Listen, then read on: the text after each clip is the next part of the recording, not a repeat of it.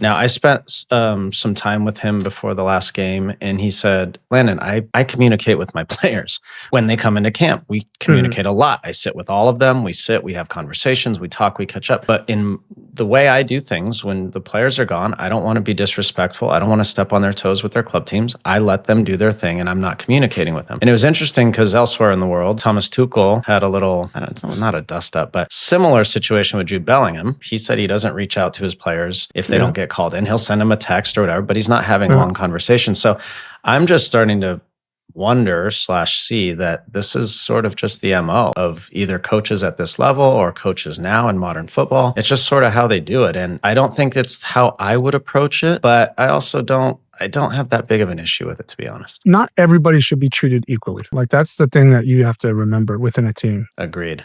And I try and teach that to younger players. Like, it's just not how it works. But when I look at Pochettino and Pulisic, when I look at Tuchel and Bellingham, you're talking about two of the better players on each of those teams, right? And so in my experience, I always spoke to the manager. The manager always spoke to you. Like if you were getting left out of a camp, the manager's not going to go, here's the list, give it to the press and the media, and then all of a sudden you find out via something. Like, the manager's going to tell you, right? And then he's going to have a conversation with you. And so it must be the modern way of doing it or dealing with it. I don't know. I mean, I don't know if Poch was trying to send a message to some of his players back when he felt he needed to do that. I don't know. I was always a proponent of having conversations, even tough ones. You asked me forgot to answer, but the last episode we were doing questions from our listeners, and you said, like, how does it work with the goalkeeper and the goalkeeper coach? And I remember pushing, like, even when Jurgen Klinsmann was trying to give me the runaround after I came back off of sabbatical, I said to the goalkeeper coach, go ask him.